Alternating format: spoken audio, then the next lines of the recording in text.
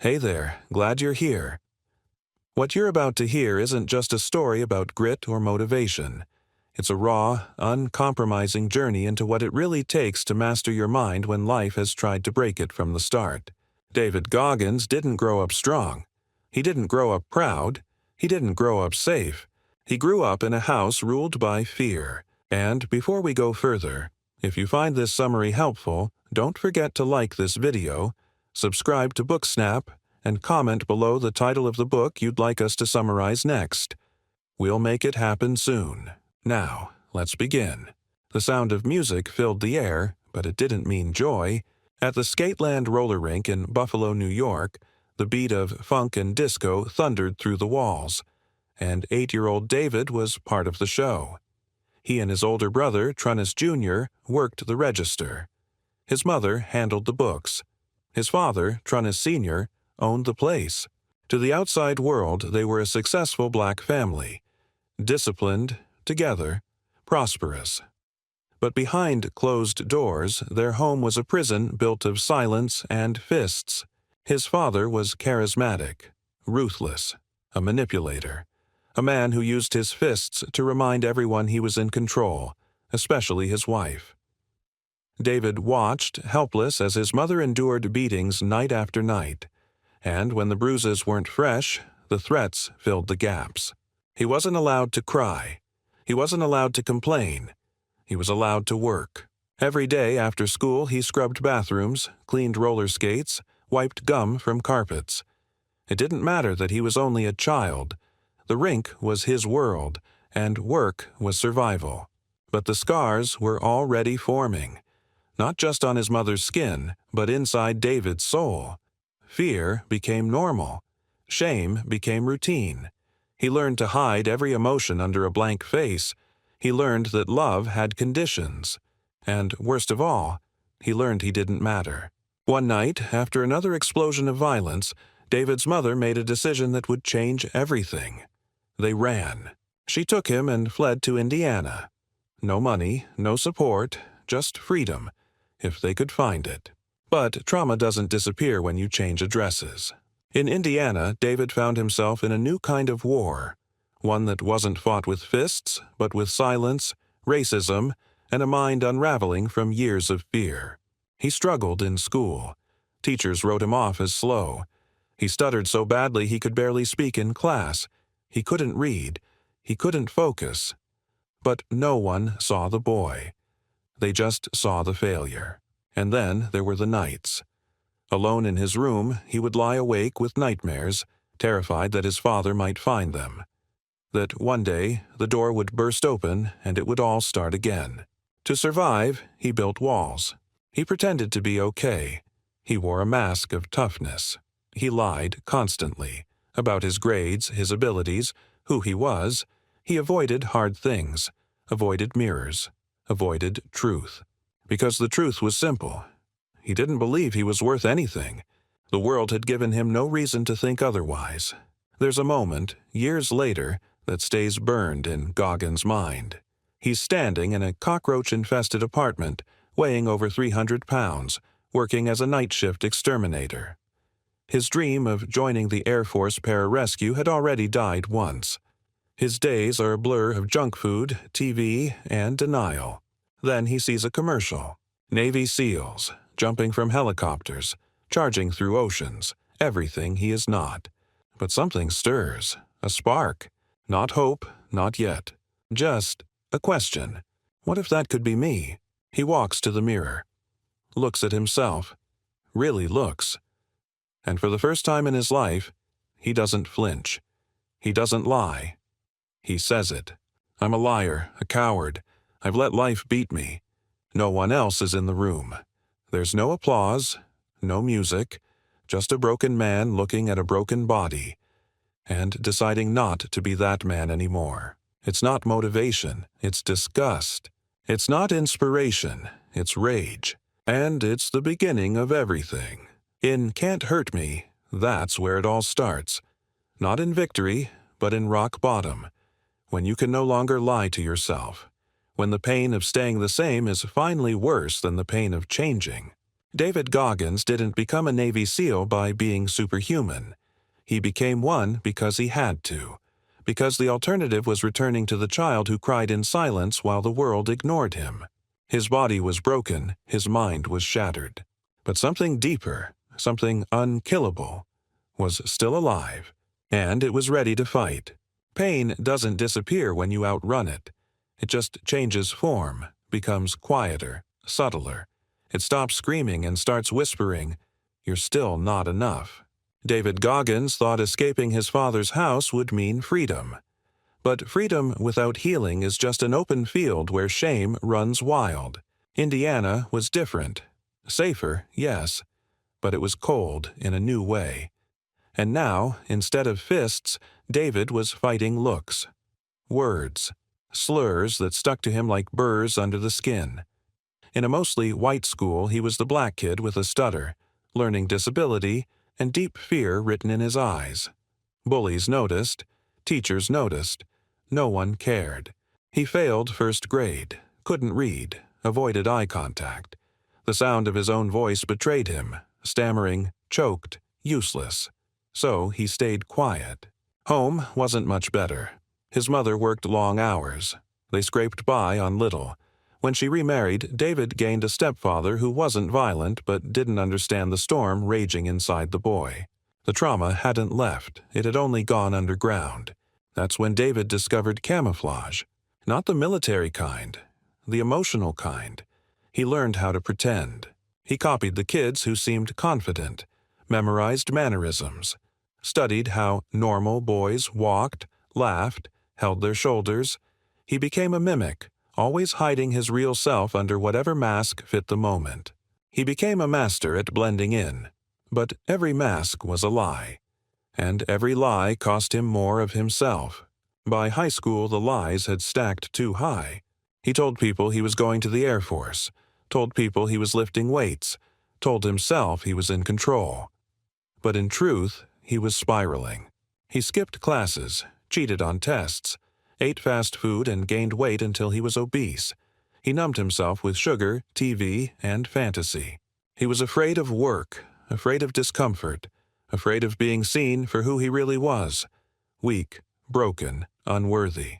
And yet, there was always something inside him that knew the lies were killing him, that if he kept hiding from himself, one day he'd die not from disease or violence, but from cowardice, from slow, invisible self-abandonment. The lowest point didn't come during childhood. It came later. He was 24, working as an exterminator, killing cockroaches, rats, and his own spirit, night after night, apartment after apartment.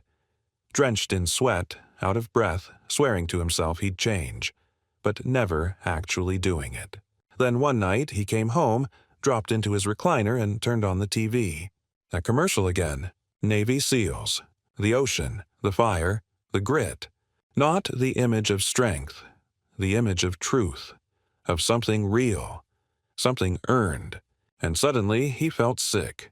Not because of the job, not because of the roaches, but because deep down he knew he'd become the type of man he once swore he'd never be. Overweight, lazy, lying to himself.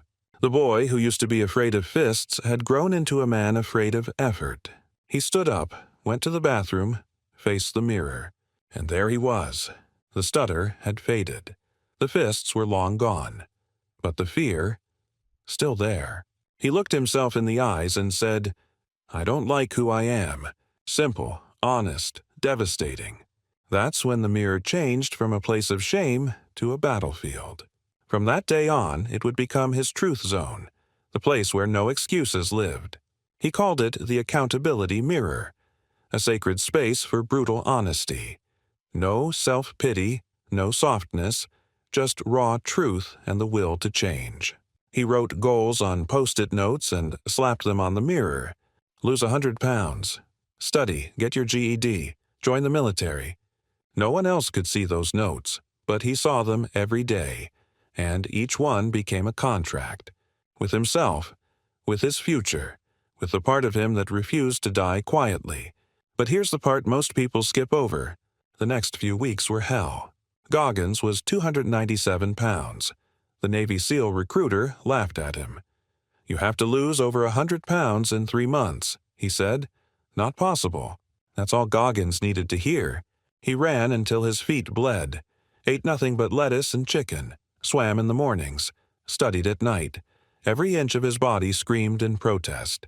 But the pain didn't scare him anymore. Comfort did. Every moment he was in pain, he knew. This is the price of the truth. He wasn't chasing fitness, he was chasing redemption. From the boy in the rink, from the teen in the shadows, from the man in the recliner, Goggins would lose the weight, pass the ASVAB, join the military. But the real victory wasn't in becoming a SEAL. It was in deciding never again to run from himself.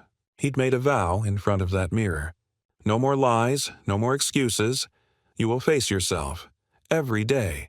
And in that vow, a new identity was born. Not of the strongman, not of the hero, but of the truth-teller. A man who had finally stopped running. Some people hit rock bottom and build a ladder. David Goggins hit rock bottom and started digging, because he knew that if you only climb to escape the pain, it will chase you. But if you go deeper, all the way through it, you come out the other side forged. That journey began the day he walked back into that SEAL recruiter's office. After dropping 106 pounds in 90 days, a feat that most people would call impossible, Goggins didn't walk in cocky. He walked in ready to suffer more, and suffer he did. The process to become a Navy SEAL is designed to break people. It's called BUD-S, Basic Underwater Demolition Dart SEAL Training. The cornerstone is Hell Week, 5 days of no sleep, constant freezing water, and physical torture designed to filter out the weak. Out of 173 candidates in his class, only 20 would finish. Goggins would finish, but not once. He went through Hell Week 3 times. Why? Because life doesn't ask if you're ready. The first time, he was pulled out due to pneumonia and fractured shins. The second time, a serious knee injury. But each time he was medically removed, he found a way to crawl back in. Not because he had something to prove to the instructors, but because he had something to prove to himself. The suffering wasn't romantic. It was ugly, brutal, real. Goggins ran on legs that felt like shattered glass. He taped his ankles and feet every morning just to stand. His body bled. His vision blurred. He hallucinated. But he kept going. Why? Because something inside him had shifted. He stopped seeing pain as an enemy. He started seeing it as a training partner. Every ache, every shiver, every scream from his muscles became confirmation. I'm alive. I'm in control. I'm choosing this. He began to understand something most people never do. The mind quits long before the body. He tested this theory relentlessly. When the instructors screamed in his face, when the ocean pulled heat from his bones, when he could no longer feel his toes, he whispered one sentence over and over like a sacred chant. "You don't know me." Not to the instructors, but to the voice in his own head. The voice that said he was done, that he couldn't go any further, that he was too tired, too broken, too weak. That voice had ruled him his whole life. Now he was fighting back. He called it the inner savage. Not a maniac, not rage, but a primal truth inside all of us. A place deeper than emotion, deeper than thought. A place where the body has more to give, if the mind steps aside. He tapped into it in the worst moments. And each time he did, he pushed past what he thought were his limits. During a brutal surf torture session, being tossed again and again into cold Pacific waves, other men cried. "Quit." Goggins smiled. Not because he enjoyed it. Because he knew, if I can smile in this, I've won. The pain was still there, but it wasn't in control anymore. He was. When he finally graduated BUD-S, Goggins wasn't celebrating. He was quiet. He knew this wasn't the finish line. It was the starting line, because now he understood something powerful. There is no finish line. There's no moment when you become tough enough. No single victory that cures your past. There's only the next moment, the next rep, the next day. So he kept testing himself. After becoming a SEAL, he became an ultra-endurance athlete. He ran 100-mile races on broken feet, completed the grueling Badwater 135, 135 miles through Death Valley in peak summer heat, more than once. He didn't do it for medals. He did it because he knew comfort is a slow death. He needed to feel pain regularly, not to punish himself, but to remember who he was now. You might be asking, isn't this extreme? Isn't this too much? Yes, it is. And that's the point. David Goggins isn't offering a comfortable message. He's offering freedom, but only if you're willing to burn your excuses down and walk through the fire. You don't have to become a Navy SEAL or an ultra runner, but you do have to meet yourself in the dark. In your worst hour, your laziest moment, that second when no one is watching and you want to give up. That's where it happens. That's where you choose. And in that choice, Goggins found something that changed his life forever. Discipline isn't a punishment. Discipline is freedom. The freedom to live without regrets. The freedom to chase the version of yourself that your pain told you wasn't possible. The freedom to know. They can hurt your body. They can mock your name, but they can't touch your mind unless you let them in. That's what he earned through suffering. Not toughness, but sovereignty. Most people think they're giving everything they've got, but what if you're only at 40%? That's what David Goggins realized. During a moment most of us would have called the breaking point. It was during a race, one of his first ultramarathons. He had barely trained for it. His body was still heavy, his legs untested beyond 10 miles. But he signed up for a 100-mile run, because that's who he had decided to become now, the man who doesn't quit. By mile 70, his body was disintegrating. His kidneys were failing. His feet were torn open, raw with blisters, toenails falling off. He had urinated blood, sat down, cried. He couldn't even stand without leaning on his wife. And yet, something inside him whispered, "You're only at 40%. He didn't make that up. He felt it, knew it, because something strange was happening. After all the pain and panic and collapse, something new was waking up inside him. Not energy, not adrenaline. Resolve.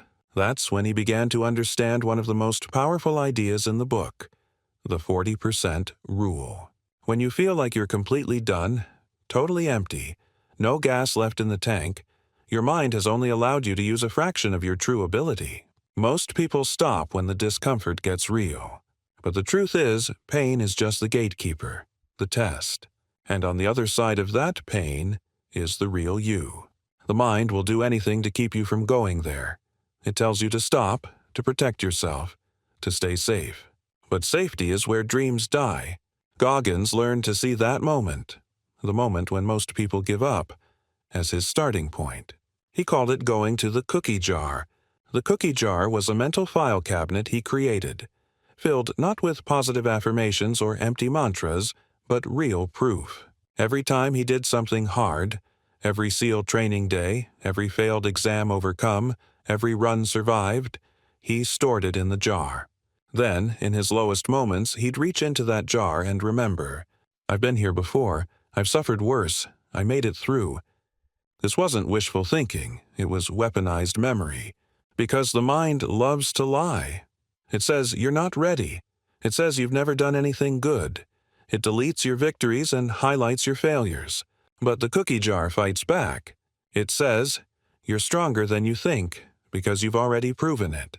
That's the difference between Goggins and most people. He doesn't hope he can do hard things. He remembers that he already has. This is where his mental toughness became legendary. He wasn't a superhero. He didn't have better genetics. He just trained his mind like a muscle, and he trained it through pain. Thousands of push-ups, thousands of sit-ups, cold runs before dawn, long swims in freezing water, not for aesthetics, not for social media. For war, internal war, because he knew. Every time he said yes to suffering, he was building calluses on his mind. Just like calluses on your hands, those mental calluses protected him. Not from pain, but from quitting. Most people go through life with what he calls a soft mind. That doesn't mean weak or stupid. It means untrained, undisciplined, dependent on comfort and feelings. A soft mind says, "I don't feel like it today. I'm too tired. I've done enough." A calloused mind says, "I don't care how I feel. I know who I am." That mindset didn't make life easier. In fact, it made it harder. Because once you know you're capable of more, you have no excuse to settle for less. You can't lie to yourself anymore. You can't pretend you're trying when you know you've only hit 40%. That's the gift of the 40% rule, brutal self-awareness. And it changes everything. David Goggins took this rule everywhere. Into every challenge, every failure, every race, every day. Even when he became a firefighter. Even when he later became an ultra-cyclist. Pain never went away, but now he invited it, welcomed it like an old friend, because he understood something most of us forget. Suffering is the true test of life, not to glorify pain, but to clarify it. Pain shows you who you really are, and most of us have no idea, until we bleed, until we sweat, until we cry and keep going. That's where the wall breaks. That's where the 40% ends. That's where the real work begins. And Goggins, he lived there. David Goggins didn't build a new life in one big leap. He built it one brutal truth at a time, and he faced those truths in the same place every day. The bathroom mirror. It was small, cracked around the edges, foggy some mornings. But it was where he returned, again and again, to hold himself accountable, without mercy, without excuses. He called it the accountability mirror, and it became the altar of his personal transformation. This wasn't self-help. This was war. Each morning, he stood in front of that mirror and forced himself to face the man he actually was. Not the man he pretended to be. Not the version others saw. But the raw, unfiltered truth staring back. He used sticky notes, bright neon-colored reminders of who he was, and who he had to become. You're fat. You're dumb. You're lazy. Fix it. Brutal? Yes. But to Goggins, honesty was love. He didn't write those words to shame himself. He wrote them to refuse comfort. Because comfort was where he had hidden his whole life. He knew. The lies you tell yourself to feel better today become the chains that hold you back forever. And the mirror doesn't lie. So he returned to it again and again, with a pen and a promise. Every weakness he saw, he would fix. Every failure he would face. Every day he would show up. This daily ritual became the core of Goggins' mindset. Most people wait for motivation. They read quotes, watch videos, look for something external to light the fire. But Goggins became his own fire. He built a system that didn't rely on how he felt. It relied on truth and action. No emotion, no negotiation. You either did what needed to be done, or you didn't. And the mirror told the story. The system was born from pain, but it was powered by discipline. Goggins didn't feel like waking up at 4 a.m. to run in the dark. He didn't enjoy studying when his mind screamed that he wasn't smart enough. He didn't love doing thousands of push-ups, sit-ups, pull-ups until his arms trembled. But he did them anyway. Because discipline isn't about liking it. It's about doing it when you don't. It's about making a decision in the quiet moments, when no one is watching, when no one cares, and following through. He wasn't chasing motivation. He was chasing consistency. And that's how he built an identity that could no longer be shaken. The mirror didn't just expose weaknesses, it also recorded victories. Every time he kept a promise to himself, no matter how small, it added a layer of belief. One run, one page of study, one set of pull-ups, brick by brick. That belief became self-respect. And self-respect became momentum. Because here's the secret no one tells you.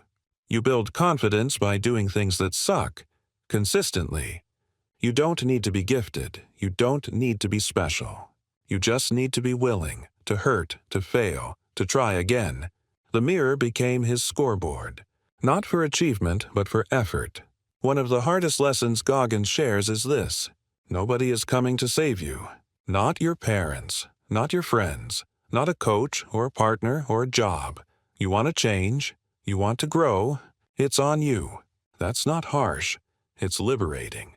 Because once you stop waiting for someone to rescue you, you realize you always had the power. You just didn't want to face yourself in the mirror. Goggins did, every day, and that's why he became unstoppable. But let's be clear, this wasn't a straight line. There were setbacks, days he wanted to quit, days he did. But the difference is, he never stayed down. That's what the accountability mirror gave him.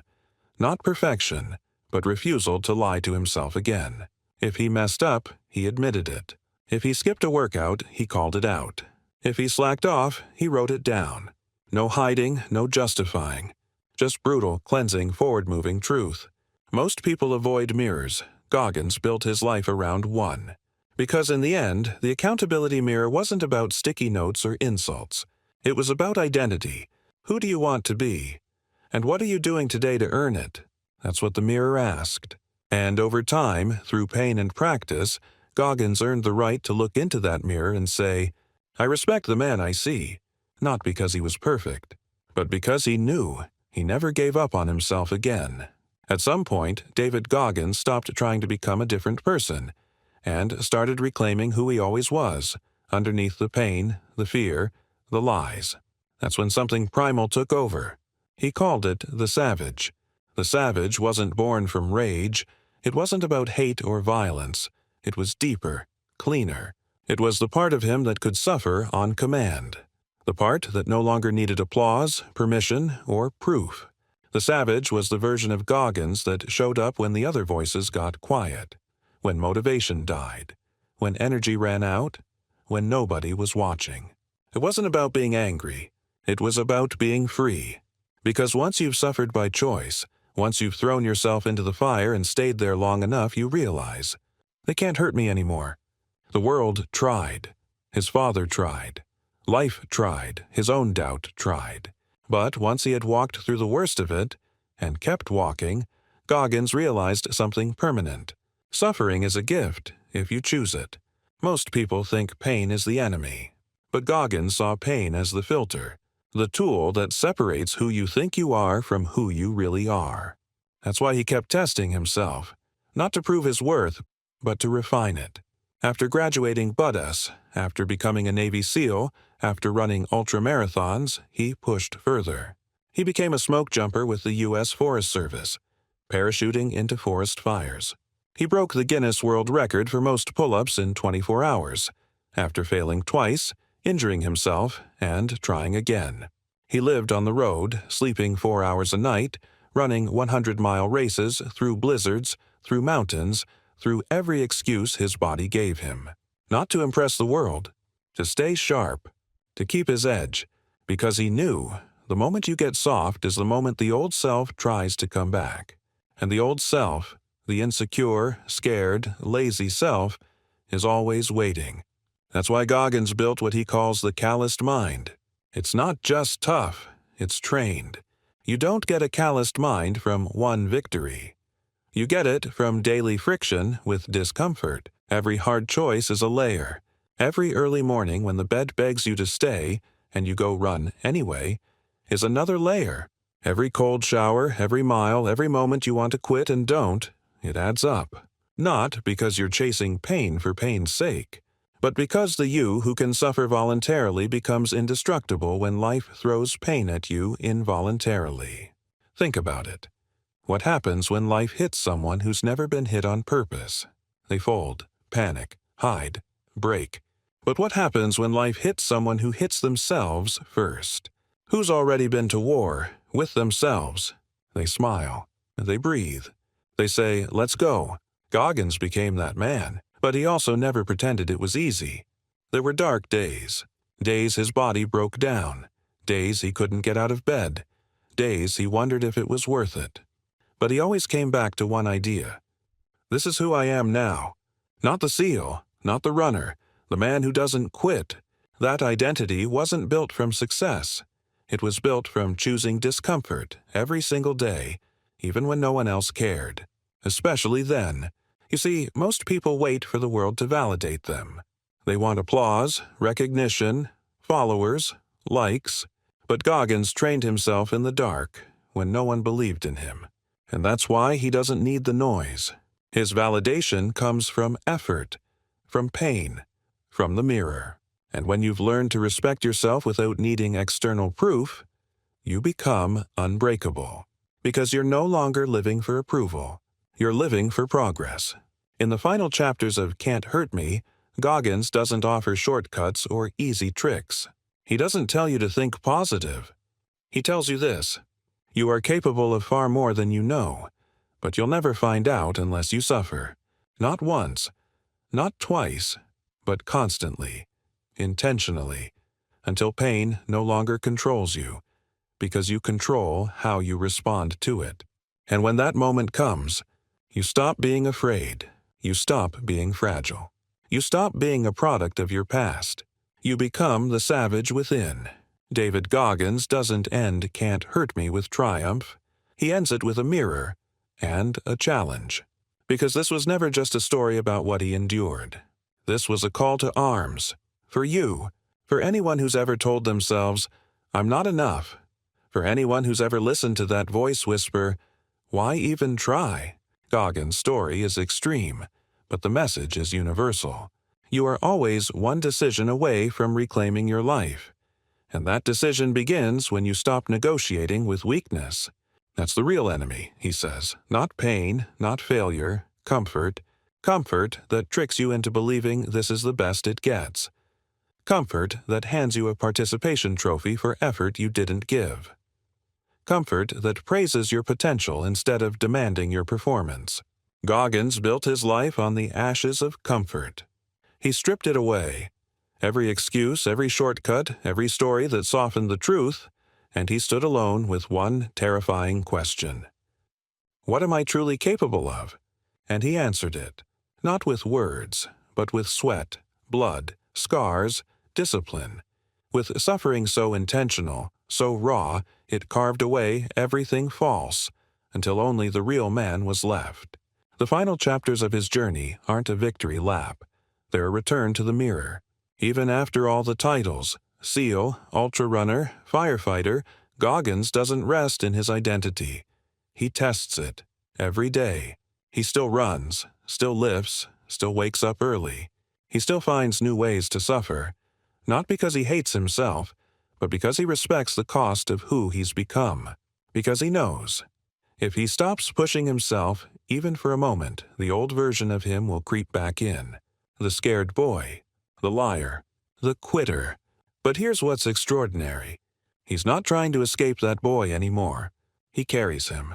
In every run, in every rep, in every cold morning when the bed feels like heaven and he gets up anyway. He's not ashamed of who he used to be. He uses that boy, that pain, as fuel. Because Goggins didn't become a savage in spite of his past. He became a savage because of it. That's what most people miss. Transformation isn't about becoming someone else. It's about stripping away everything that never belonged to you. The lies, the doubts, the stories others wrote for you, until you finally meet the self you were always meant to be. That self is already inside you, but you'll only find it through suffering. Voluntary, purposeful, repeated. You suffer not because life is cruel, but because you're forging something stronger than circumstance. A mind that can't be broken. A body that answers to discipline, not desire. A soul that doesn't flinch at the mirror anymore.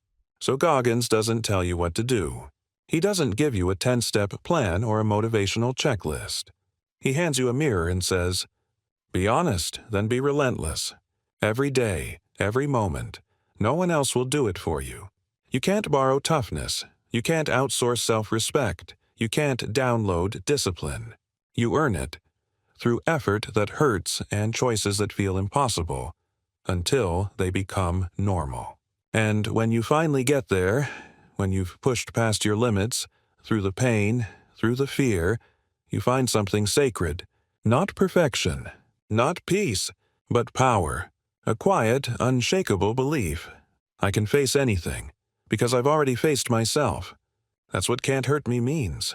Not that you'll never feel pain again, but that no pain will ever own you again, because you've become the kind of person who runs toward the fire, not away from it. The kind of person who doesn't break under pressure, because pressure is where you train. The kind of person who, no matter what life throws at you, can look it dead in the eye and say, "You can't hurt me. You can't hurt me. You can't hurt me. You can't hurt me. You can't."